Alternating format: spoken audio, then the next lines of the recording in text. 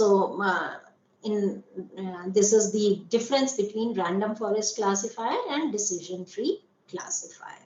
Okay, so decision tree, we take only one data set and go on doing the prediction. In random forest classifier, multiple trees are grown, and for every tree the different set of data set is taken, and final and prediction is made.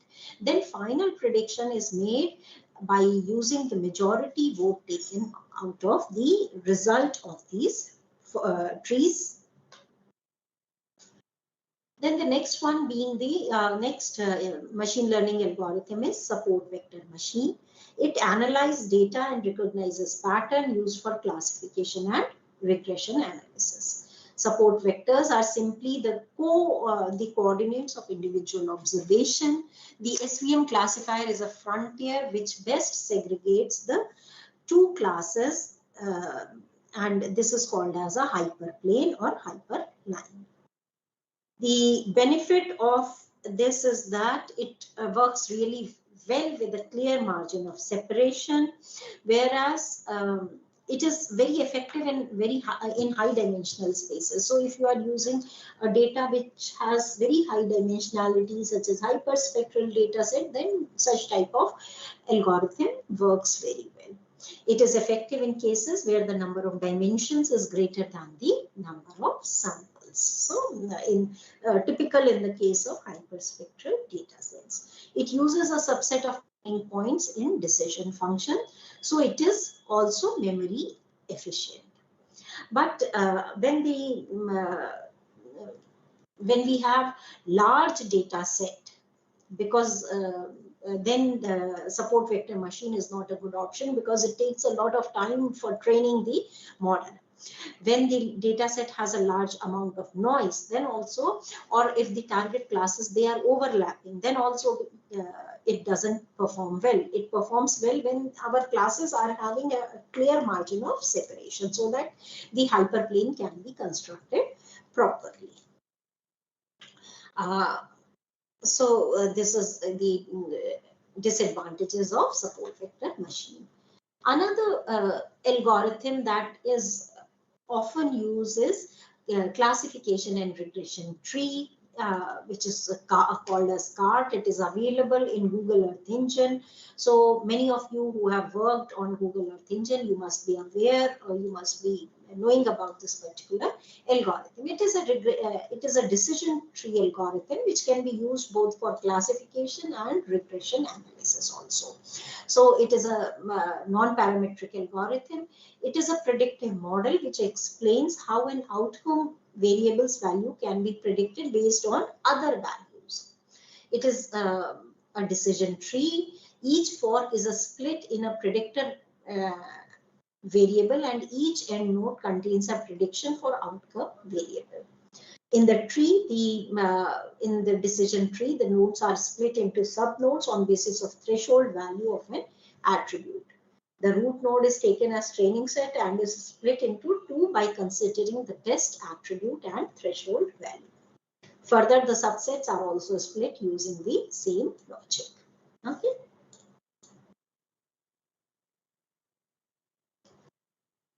So the advantages of CART is that the results are very simplistic. They are non-parametric and non-linear. They perform feature detection implicitly, and outliers have no meaningful effect on CART. So the outliers were having a very negative effect in the decision trees, which has been overcome in CART. So it requires minimal supervision and produces easy to understand model.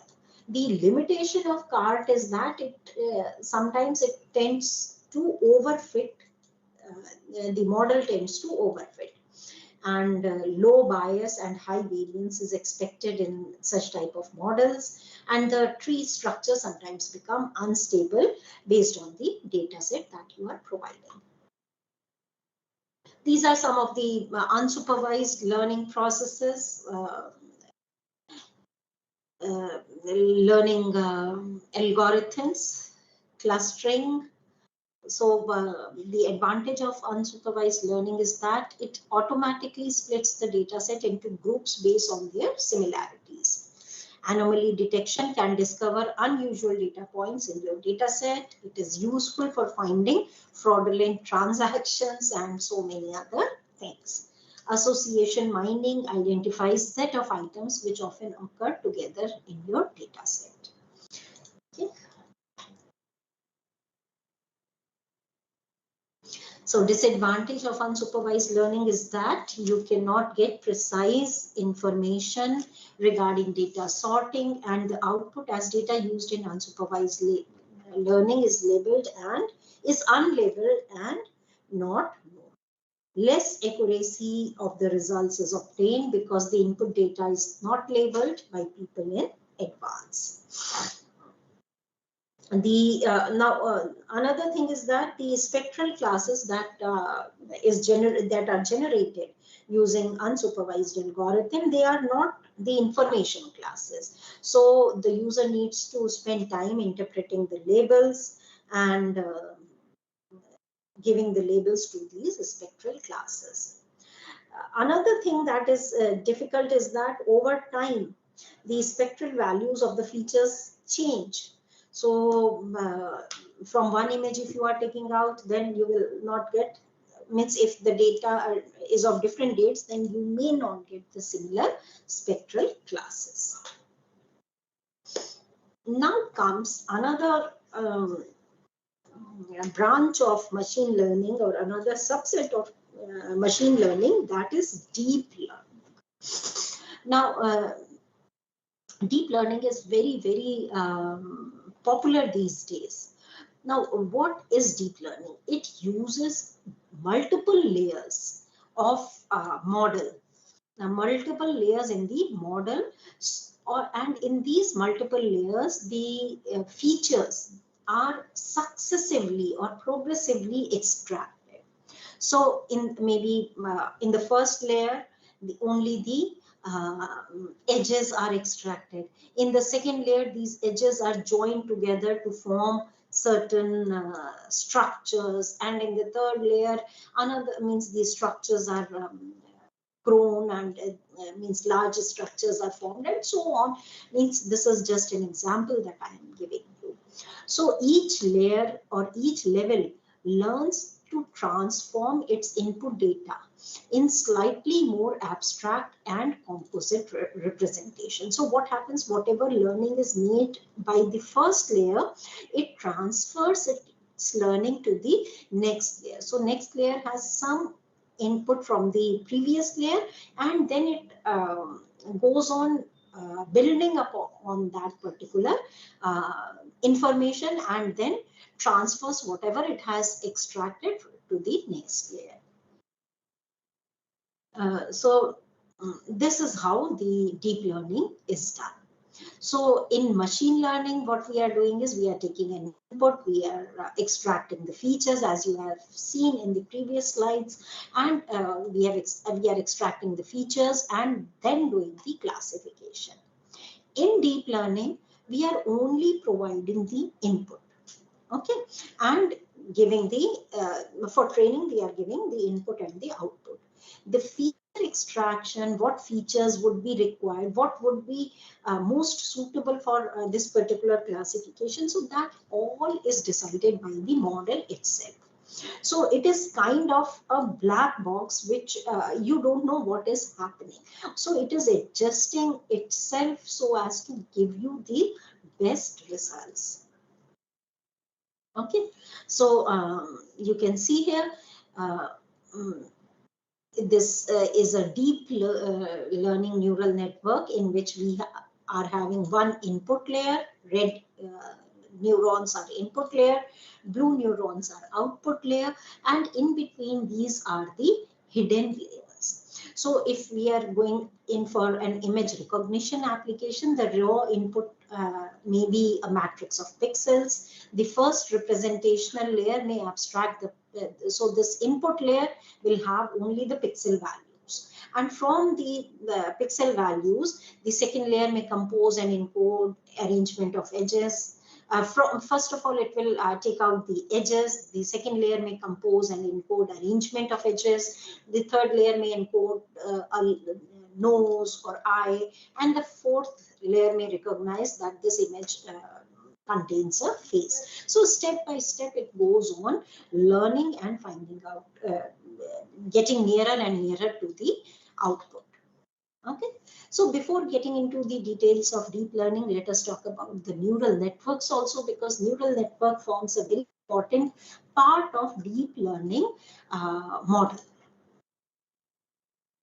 So a neural network is a structure like the human brain and consists of artificial neurons, which are also known as nodes. These nodes are stacked next to each other in three layers, three or more layers. Okay, so we have already talked about it. The input layer is the first layer, which directly accepts the real data values. The output layer is the final layer in which the output would be there, and hidden layers are in between layers, which will do the processing.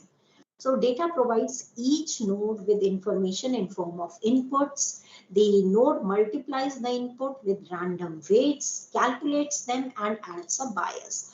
So the input plus weight and bias will be transferred to the next step. So you can see the input and weights. Weights are the connections by which we are connecting one neuron with the other neuron. So we are changing these weights and then adding up a bias and transferring it to the next layer.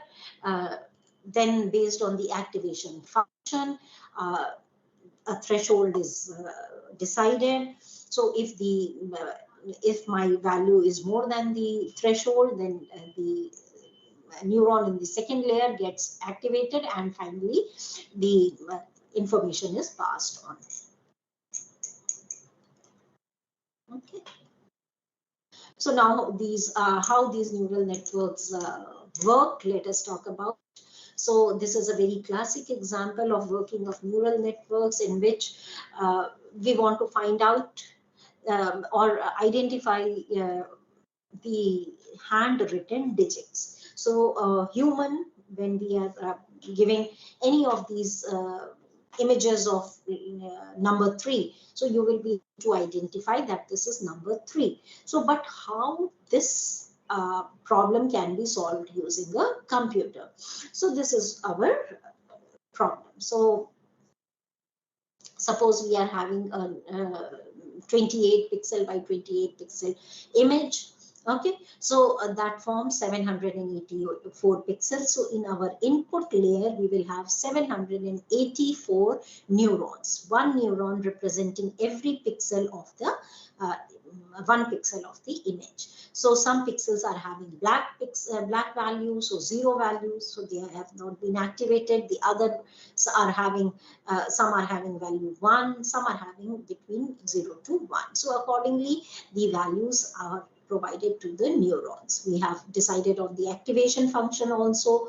So this value of the neuron multiplied by the weight, that means the connection.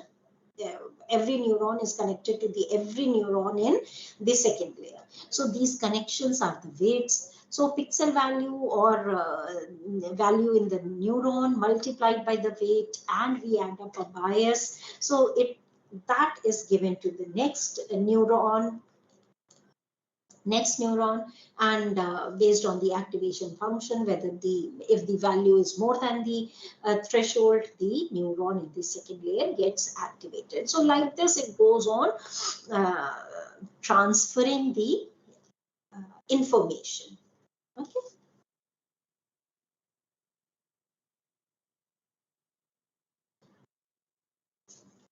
So here you can see in the input layer, we are having 28 by 28 pixels. So the input layer holds number that represent grayscale value of corresponding pixel. This number, known as activation number, is known as activation number. Neuron is lit up if it has high activation number. So 784 neurons make first layer of the network. So this, when we are talking about 28 pixel by 28 pixel. The hidden layers, there can be number of layers and neurons can be arbitrarily chosen. Activation in one layer determine the activation in another layer, and the output layer would have 10 neurons each for each of the number 0 to 9. Okay, so activation number represents correspondence between given image and digit. So the big question is how activation in one layer affects the next layer. So now, if you feed an image lighting up all the 784 neuron of input layer according to brightness of each pixel in the image, that pattern of activation causes very specific pattern in the next layer, because the activation of neurons in the next layer depends on the activation in the first layer multiplied by weight plus bias. So it is dependent on the first layer, but it has something to do in between also. Okay, so it will give us a very specific pattern in next layer, and this causes some pattern in one after it. This finally gives some pattern in the output layer. Okay, now what do the middle layers do? The big question is how middle layers are able to identify. Okay, so how humans are able to identify, let us talk about. So suppose we are having a number 8. So what would be there, even means whoever writes down a number 8, that means it will be sure that it will be having two circles, whether it is a slanted 8, whether it is a straight 8. So two circles would be there. So one circle plus another circle. Likewise, in number 9, there would be a circle and a long line. In number 4, we will have two small lines and one long line. So it is a very typical of all the numbers that we are going to identify. So what the middle layers do is they try to find out these patterns. Okay, these edges, from the edges they try to find out that whether there is one circle, two circle, and so on. Okay, so in the original layer you can see we have this all the input values. In the second layer, we are just giving an example. In the second layer, these are the edges that it has extracted. You can see the part of edges are in different color. In the third layer, maybe the surrounding edges or the adjoining edges have been grouped together and a circle is formed, and some edges are grouped together and a straight line is formed. And finally, in the last but one layer, the circle and a straight line. Suppose these two have been identified, have been lit. One would be for circle, one would be for straight line. When there is one circle, one straight line, in the last layer, number 9 would be there. So number 9 would be added up. Okay. So this is how it is. So how the model is trained. So first of all, the weights and biases are randomly taken. Different handwritten images are given, and the output labels are given that this is image is given, and it is given that this is number 9 and so on. So like this, the weights and biases are adjusted to improve the performance. So once the model is trained, then you can use the this trained model for doing the prediction. So these are different type of deep learning algorithms. At this moment, I have discussed how these neurons are working. So there are different type of deep learning algorithms. You must have read about it. The most important ones being CNN, convolutional neural network, RNNs, LSTM, long short-term memory networks. Then we have many others are there. Okay, so CNN is very, very important. We will be talking about CNN. So you have seen that we have taken an image only of the size 28 by 28 pixel, and how many more than 16,000 parameters were there. Okay, so it is a lot of parameter.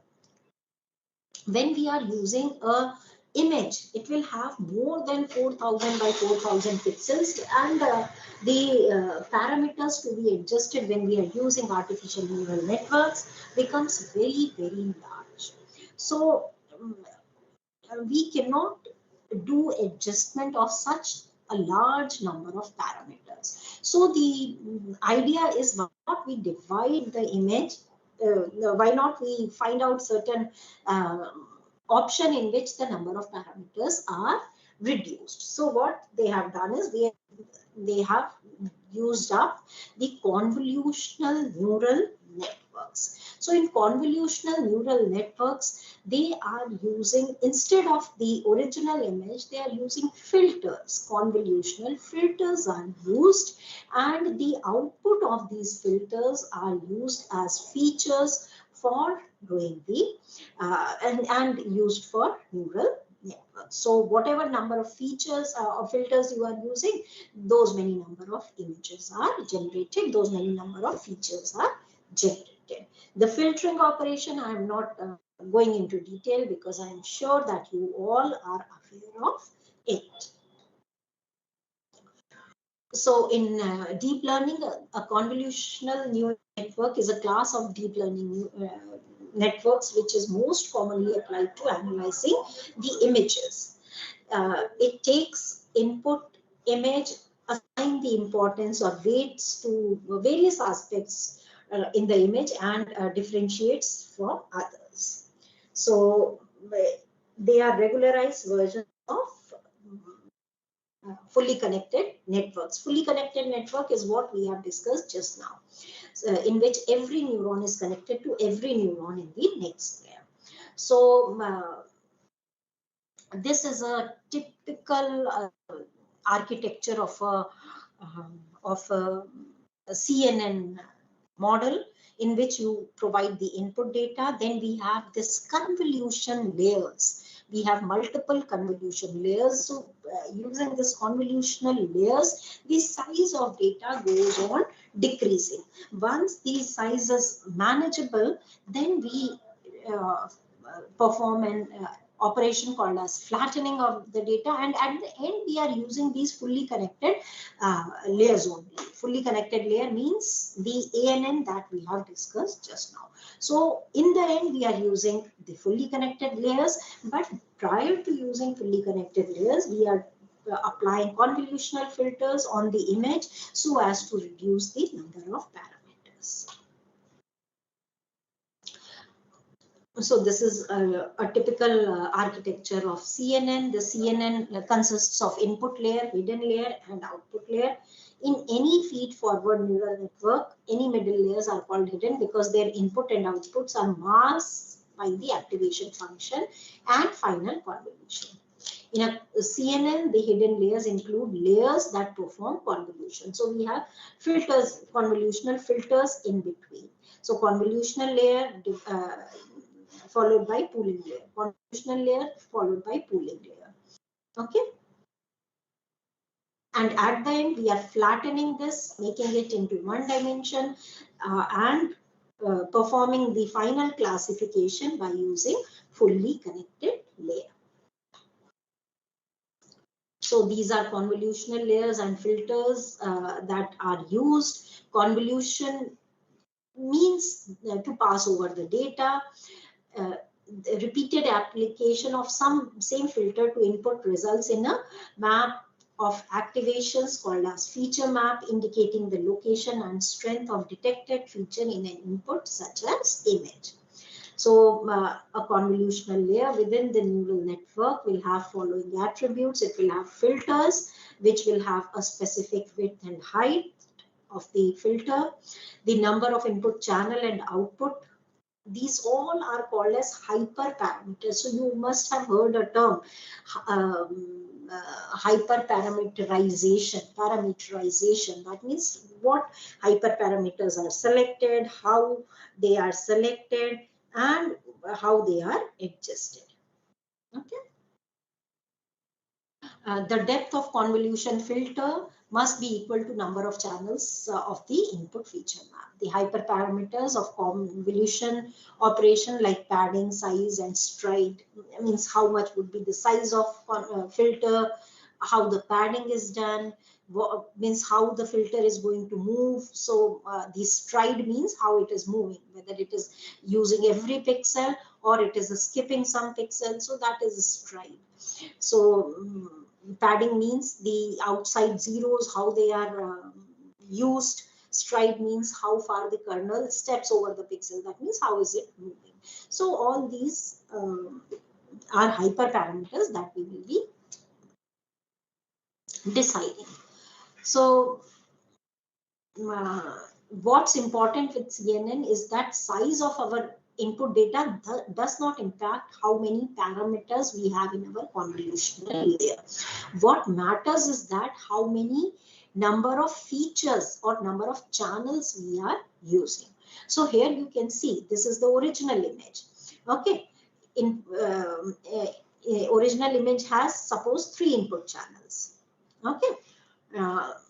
Now when we are applying the convolution layer, so it is having 5 input channels. Okay, this was when we are using a panchromatic image or race level image. When we are using a RGB, so for red we will have 5 channels, for green we will have 5 channels, for blue we will have 5 channels or 5 features. So in totality we will be having 15 features. So this is what matters, and then how many filters we are using, then how what is the size of the filter, how big are the filters, what is the size of the kernel. Pooling is how we can reduce the number of parameters. It is just the aggregate. We just aggregate the data, usually using maximum or average of window of pixels. So, when we are doing pooling, suppose I am saying maximum pooling. So out of these 4 pixels, whichever is the maximum value, that will be transferred here. So you can see out of these 4, the maximum value 7 has been transferred, maximum value 9 has been transferred. Like this, we are going on reducing the parameters. Okay. At the end, we have to do flattening of our data, because flattening is required to perform the to go into the fully connected layers. Okay. Finally, the classification is done using fully connected layers. So fully connected layers connect every neuron in one layer to every neuron in another layer. It is same as traditional multi-layer perceptron neural network that we have discussed. The flattening matrix goes through the fully connected layer to classify the images. After converting the input image into suitable form from the form for multi-level perceptron, we shall flatten the image into a column vector. The flattened output is fed to a feed-forward neural network, and backpropagation applied to every iteration of training. Over a series of epochs, the model is able to distinguish between dominating and certain low-level features in image and classify them. In place of fully connected layers, we can also use conventional classifiers like SVM, but we generally end up adding fully connected layers to make the model end-to-end training. The fully connected layers learn the function between high-level features given as an output from the convolutional layers. So these are the parameters which we are using. There are some type of parameters which are learned by the machine. So the algorithm learns or estimates at its own during the training from the data set. And there are certain hyperparameters which are variables that machine learning engineers or data scientists provide precise value to regulate how algorithms learn and modify the model's performance. Okay, so these are some of the hyperparameters, which is learning rate. You must have read about it. What is learning rate? How it tells us the pace at which algorithm updates or learns the values of parameter estimation. Then we have loss function. Loss function is a function that compares the target and predicted output values, measures how well the neural network model uh, models the training data. Okay, so once we have trained the model, the next step is evaluating our model.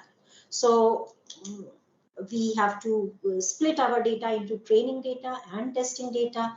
The training data is used for training of the model, and once we have trained it successfully, then we will test it how correct our data is, how correct our model is giving the output. So there can be certain errors which are these. There can be overfitting or underfitting of the model. Overfitting means it is giving less error in the training data, but with the testing data it is giving more error. Okay, underfitting means it is giving high error with the training and testing data. Our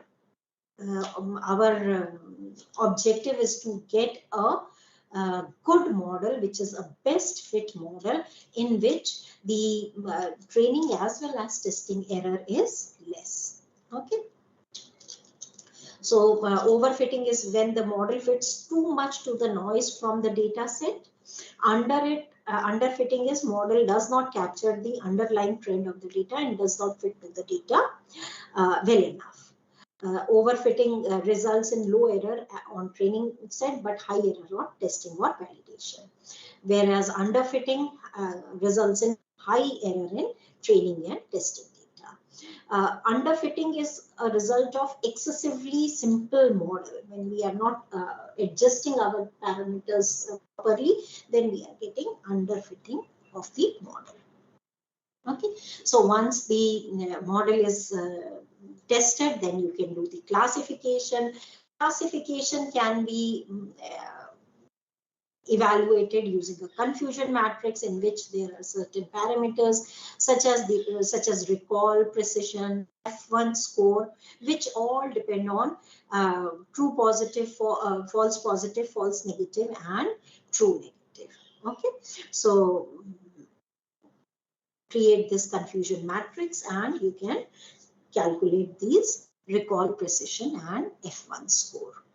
Okay, recall is a summation of all the true positives divided by summation of conditional positives of all the positives. Okay. The overall accuracy can be calculated by dividing the correct prediction by the total prediction.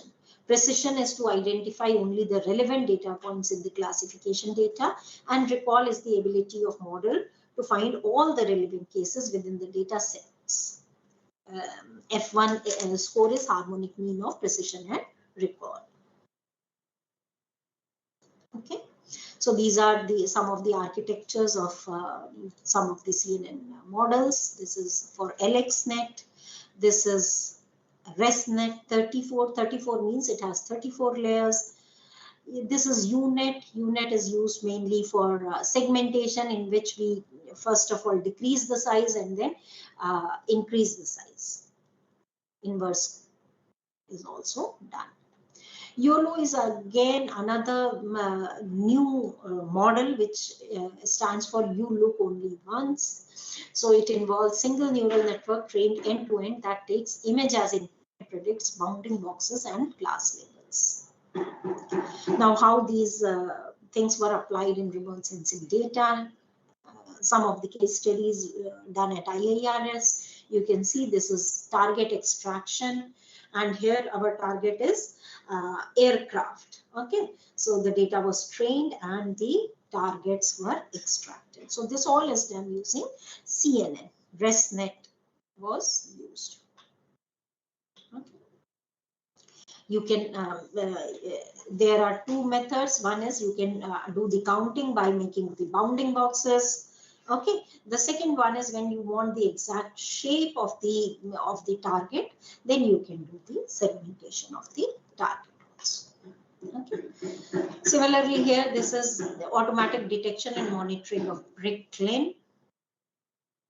Okay. So we have used two training models and two different data sets were used. Model 1 was trained using Google Earth Pro images. Model 2 was trained using ISRO data set. So these are the results.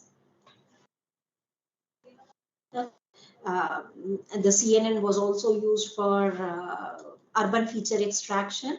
You can see here, even the features which were not for which the model was not trained, like the model was not trained for this road divider and zebra crossing. So that also is coming out properly. Okay. Even the at the center of the cross section, you can see in the number 2 there is a statue which we have not given training for, but it is coming out also. Okay. Similarly, you can see the features which we have not trained also, that also are well segmented. Okay. Another target detection using YOLO. This is ship and boat detection using very high resolution images. Now, another one that is on lunar surface, how many number of craters. So counting of the craters has a lot to do with the age of predicting the age of the area. So using the machine learning, using deep learning approach, CNN, we have done the crater detection and check the accuracy. So building roof, checking edges, and then this segmentation of the field boundaries. This is again target detection, and the target here again is the aircraft. Okay. So these are all the studies using deep learning. So this finishes the course on automatic feature extraction. So we have we had 5 sessions in which we have started with the overview of automatic feature extraction. Why is it required? Then different algorithms for pixel-based feature extraction, object-based feature extraction, and subpixel-based feature extraction. And lastly, today we have talked about the recent concept, that is machine learning and deep learning. I hope that you all must have enjoyed all these sessions and have gained a lot of knowledge. So this is just a beginning. We have given you a glimpse of what all is there. I would request you to learn more about these topics, because these are very recent ones, and if you want to make your career in this area, I would suggest this is quite a good domain in which you can work. So thank you one and all for joining in this course and joining in this particular session. Thank you.